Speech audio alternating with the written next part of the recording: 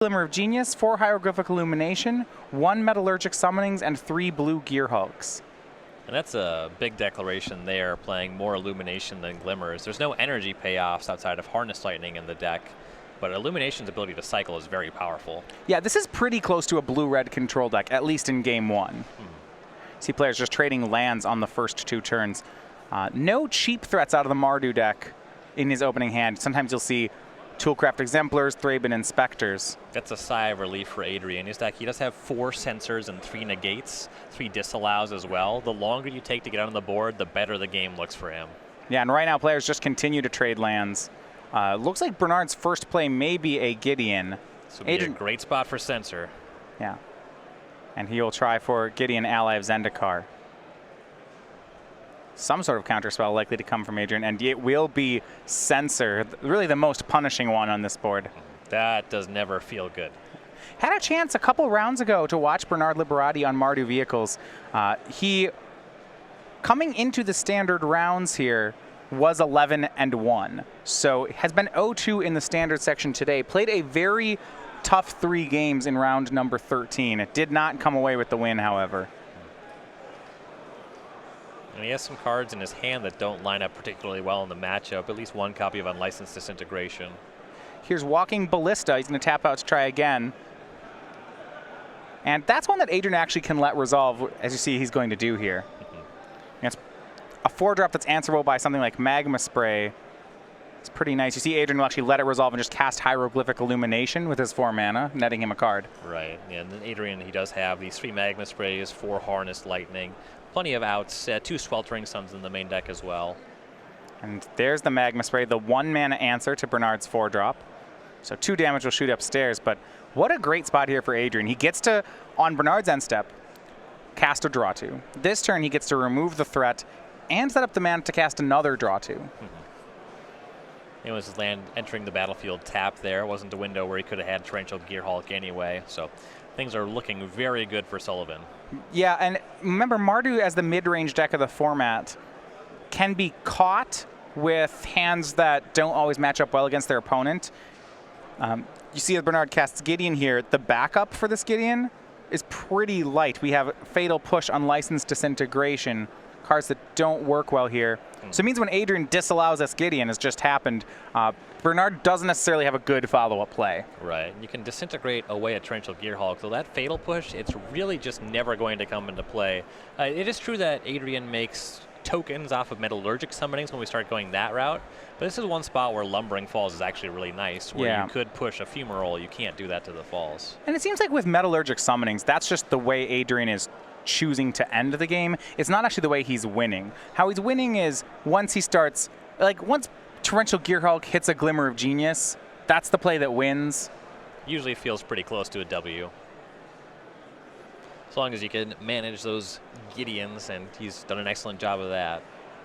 See, Bernard no plays on 7 mana. Adrian will cycle a Sweltering Suns on end step. Cycling your Wrath of God against an aggressive deck is a huge sign of strength. Right.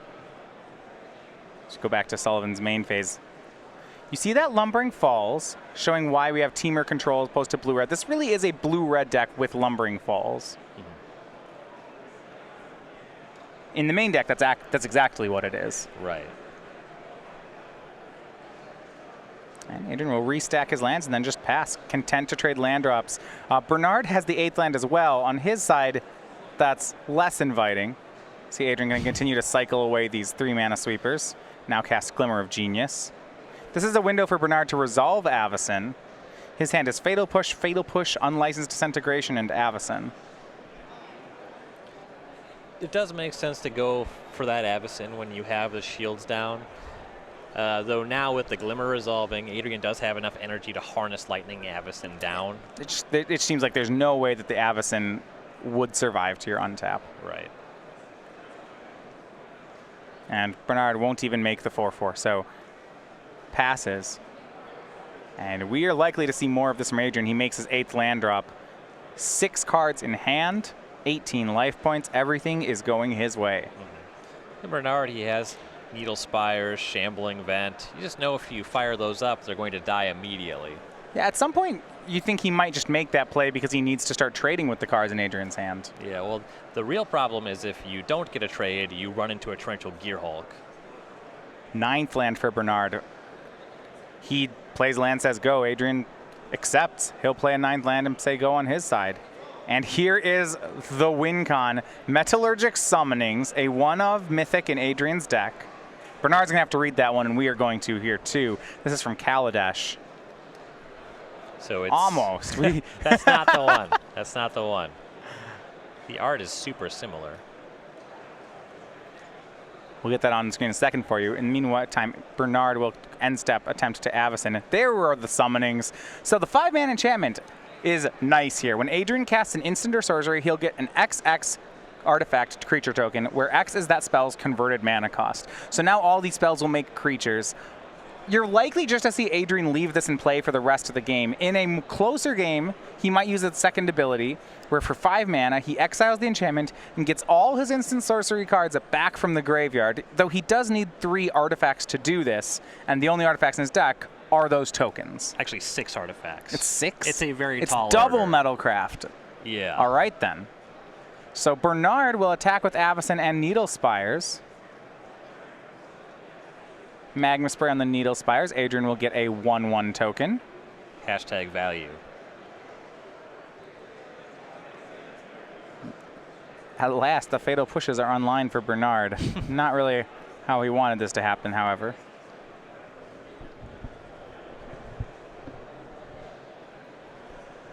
He's going to Fatal Push. Was that the Needle Spires? He gestured at the Needle Spires. We'll confirm on that. With the way Metallurgic Summonings reads, Adrian will actually still... Okay. Oh, no, he does it on purpose. Adrian still gets the 1/1. He wants to flip the Avacyn. That said, Adrian's not going to let it happen. He'll Harness Lightning down the Angel as well, getting a 2/2. No, that's actually a good play on Bernard's side. Yes. Tried to make it so that his Avacyn was large. You know, you can clean up the tokens that way. If Adrian has a Harness Lightning, it's difficult to imagine winning anyhow. Though Yeah, it is very likely that was going to happen. And lastly for Bernard is Thalia. The Heretic Cathar. Adrian down to, it looks like 3 cards in hand. But you're going to see him fuel up here. Or just Harness Lightning away the Thalia, getting another 2/2. And this is going to get out of control very quickly. Adrian's deck's full up of cards that they're just instants and sorceries, stuff that redraws. He's already gone through Harness Light, Glimmer of Genius, Hieroglyphic Illuminations. There's plenty more of those in the deck. Yeah, swings for 3 with the Constructs. Thraben Inspector picked up for Bernard. He'll continue to try to fight through these creatures and really just these kill spells. Thraben Inspector can be pretty annoying for these blue-red X control decks in the early game. Not at this stage in the game, And unfortunately. Here's a 2-of in Adrian's deck. It's the card Commit to Memory. So this puts target spell or creature second from the top. Yeah, Adrian, get that clue out of here. No, he's doing it when it's on the stack. Yes. Yeah, no clue token there. And gets a 4/4. I don't know that we'll see the memory half of this. No. It would make another It token. would make a 6/6. I actually kind of like that. I don't want to draw Bernard's 7 cards, Right. though. Adrian is less interested in a draw 7 than Bernard is. All right, so yeah, put target spell or non-land permanent into its owner's deck, second from the top. Then if you turn your head sideways, the second half of it, each player shuffles their hand and graveyard into their library, and both players draw a new 7-card hand.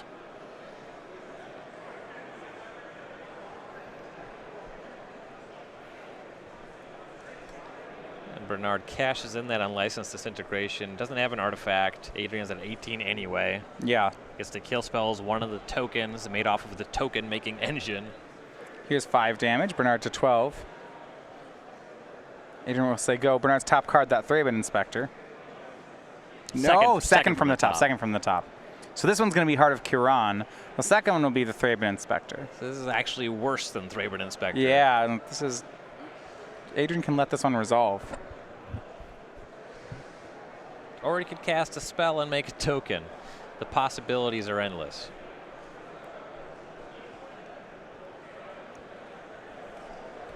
Metallurgic Summoning, among the flashier ways to win out of a blue-red control deck here. It got some buzz initially when the set was released. Pretty quickly, players decided it was a little bit slow. Part of that was there were a lot more broken cards legal in Standard at that point in time. Commit to Memory was actually a pretty significant pickup for these blue-red decks. Another Commit to Memory from Adrian on the Heart of Kiran gets Adrian a new 4/4.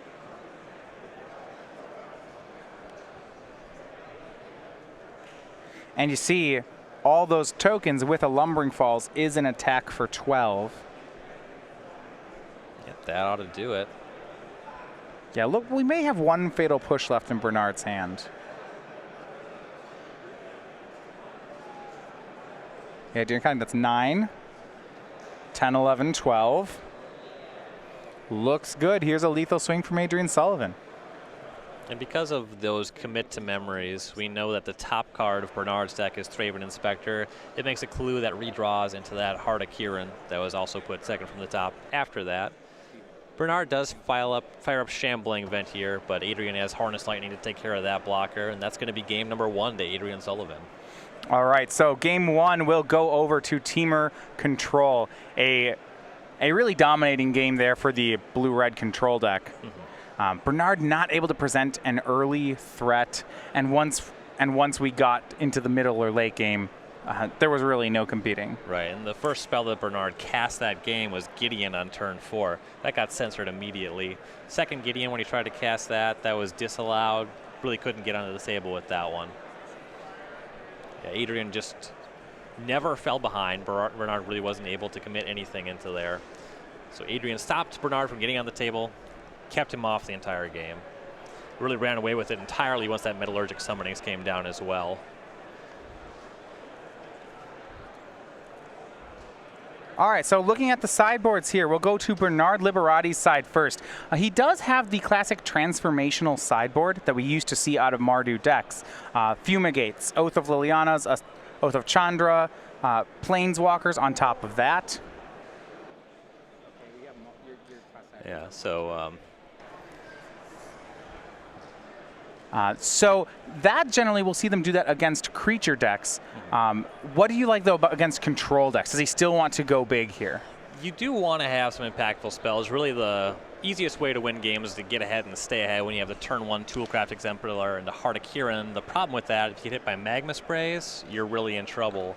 Planeswalkers, if you're able to resolve them, that's going to be really good. Adrian's definitely going to be leaving those sensors in, so that can really push you off tempo when it comes to those Planeswalkers, so that's going to be beneficial for Adrian. So there's a lot of give and take. You're vulnerable to Sweltering Suns if you stay a small creature deck. Planeswalkers are vulnerable to a different thing.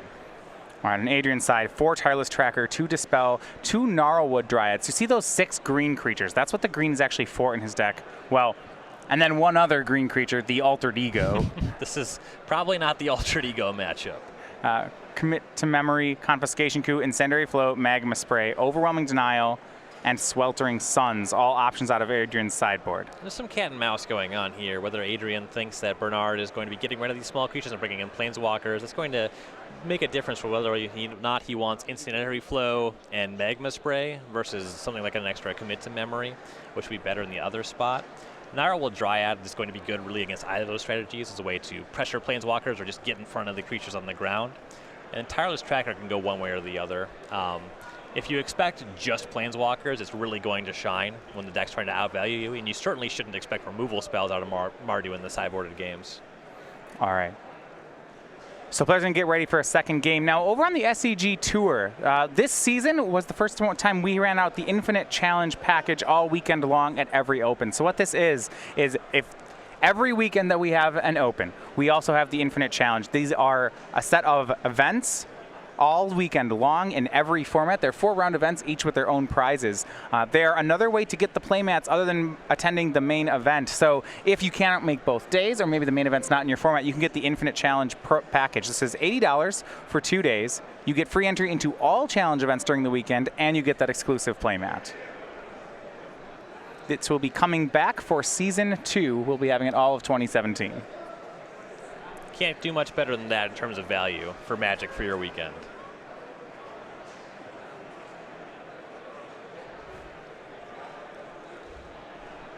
Nice thing about side events, you can just play them all day.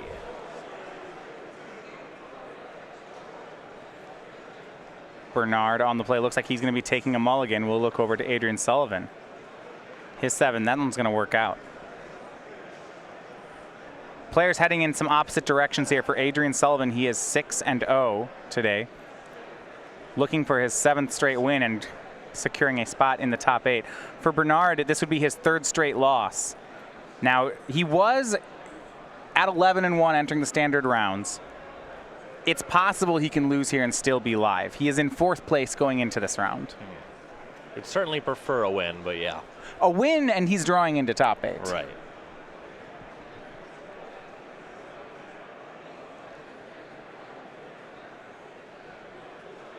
Sullivan does already have that awkward draw. Yeah, happening with this Teamer control deck. Remember Adrian Sullivan, the perfect 8-0 in Modern, that was with Lantern control. If he wins this, that's the deck we'll be seeing in our top 8 tomorrow. I know that's untimed round. An untimed. I mean, everyone's going to be excited about that one. The untimed Lantern, best of 5s. Bernard keeping on 6. Turn 2, Scrap Heap Scrounger. Hoping to dodge Magma Spray if he can. This is a real power card in the matchup. Yeah, Harness Lightning isn't really expressly going to solve that one. Adrian will be looking for those Magma Sprays or that sideboard Incendiary Flow. Swing for 3. We do see the pickup that turn from Bernard. Chandra Flamecaller. He has gone bigger out of the sideboard. To add a copy of Thalia, Heretic Cathar. That one will get hit by Harness Lightning. That's a much more inviting target. Yeah, that he dodged Magma Spray here is So big far. for Bernard. I mean, there's probably not one. I think we would have seen it on the... Yeah. He can draw one. Adrian has time to draw one, yeah. That's true. Adrian, 3rd land in a pass. Double blue up. Representing counters like Disallow, Censor, Essence Scatter, and Negate.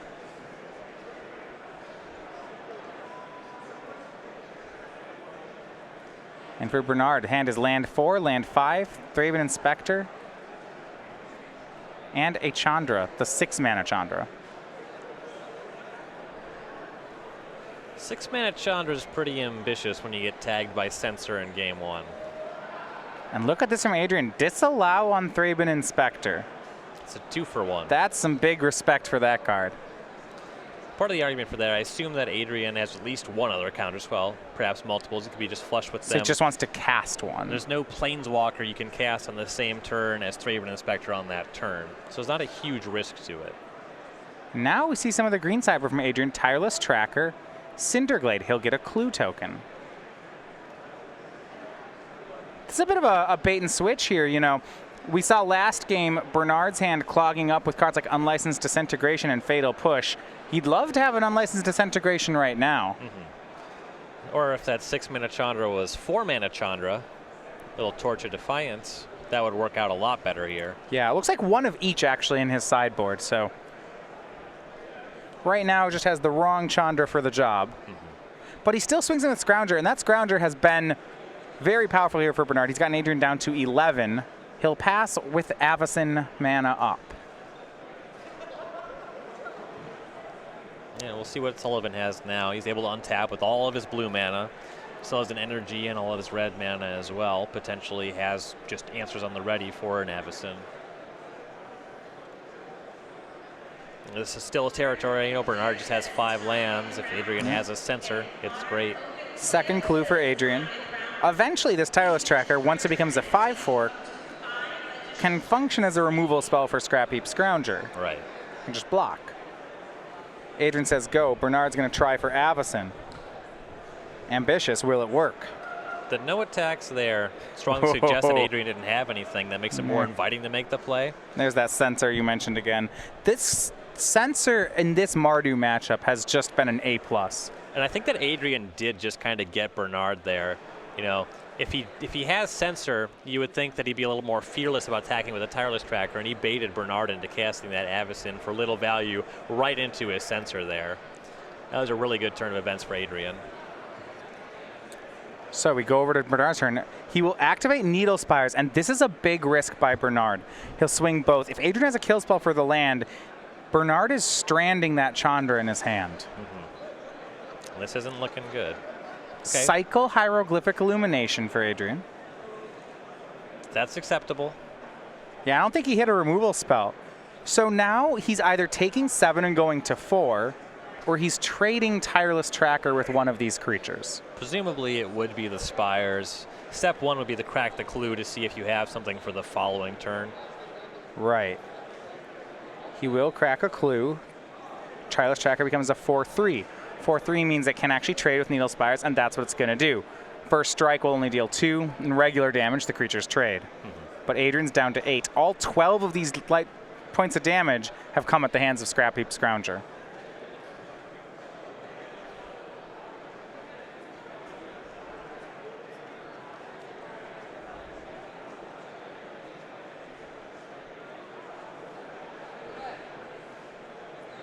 This is a spot where Wandering Fumarole would actually function a little bit better than Lumbering Falls.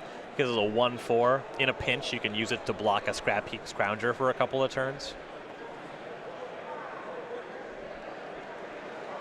So replacement tracker for Adrian. Land, clue, now up to his clue count to 2. Says go. Adrian has 2 mana up. Let me go back to Bernard. His hand was a Chandra Flamecaller going into the turn. He'll start with an attack. See if Adrian wants to trade. There are 3 creatures in the graveyard here. So Adrian will go to 5. Gideon, a huge draw for Bernard. He was Gideon with Censor mana up, but Adrian had other thoughts. Negate cleanly catches the Planeswalker. Very fortuitous for Adrian to have that negate. I don't think he would have been able to beat that Gideon. Now another land and a pass with 2 cards. Adrian's down to a low life total of 5, but he now has reached a point that's hesitantly a stable spot. This Tireless Tracker can become big enough to just block the Scrounger. Yep. 6 mana up and 3 clues. Only takes 2 of them to give that tracker 4 toughness. Big draw by Bernard. It's basic planes. That means he can cast Chandra Flamecaller this turn. He'll certainly be checking Adrian for a counter spell if he does. And Adrian has 2 cards in hand, already has the intention to crack 2 clues. A Chandra would be plussing, I have to imagine, to make 3/1s. He wouldn't be able to kill the tracker by minusing it, given that Adrian could get that all the way up to 5 toughness. No more creature lands in play for Bernard, but here's his last play. It's going to be the Chandra. Does Adrian have the counter spell ready, or is he cracking clues? Let's see. It's some clues. Goes down to 2, draws a card. He's looking for one of his other 2 copies of Negate. Maybe this turn a Disallow would be fine. Commit to Memory, the pickup. Puts Chandra 2nd from top.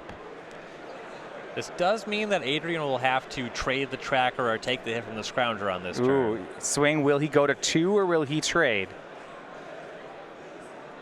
Adrian thinking the same thing. He reaches for the life pad. Down to 2.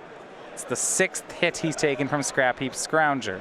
Yeah, if at least one of those 2 cards in his hand are a land, definitely makes sense to preserve the tracker, try to dig for better resources. Well, now he has to worry about cards like Walking Ballista, Chandra Torch of Defiance, an End Step Avacyn. These cards would all end the game were they to resolve. Yep. You know, really, no matter how he plays it from that spot, he has to draw well from here. Fortunately, he'll have a lot of draws to work with. Another land for Tireless Tracker was his play. Adrian Sullivan looks like 1 win away here from his Invitational top 8. Yeah, the difference between 5 and 3 or 5 and 2, it's certainly pronounced. There's cards that are just dead. Yeah, there's a couple cards like Ballista gets better. Right. The spot at 5 is still precarious enough. Yeah. Where it makes sense to go the other way. And you see a go from Adrian now. Did not crack any clues end step. What's your read on that? Reads like a torrential Gearhulk. I was thinking the same thing. You see a lot of some of the older players. Adrian plays his hand face down on the table.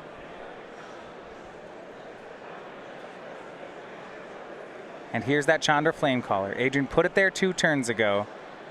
And here's the Gear Hulk. It'll target negate. The Planeswalker's negated. 2 more mana up for Adrian. He may have just turned the corner there. Bernard has no cards in hand.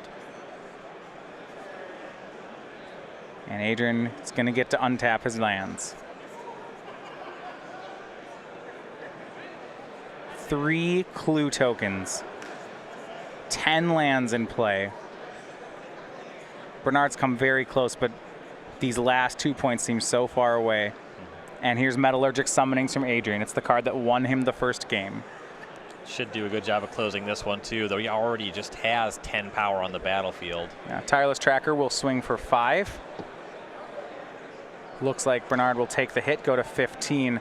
And with 4 mana up, Adrian Sullivan will pass the turn. If he has a commit to memory or a disallow in his hand, you can call this one over. If Bernard casts a spell, you counterspell that, get a 3 or 4 power token, crack those clues. Scrappy Scrounger can't block. Adrian is setting up for a lethal attack.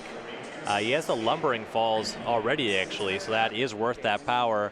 So cracking those clues plus firing up the Lumbering Falls, that is the opportunity to close here. He did not crack any clues at end step there, likely suggesting that he does have a 3 or 4 mana counterspell in his hand, or at least representing that, making Bernard think about that in case his card is Affazin.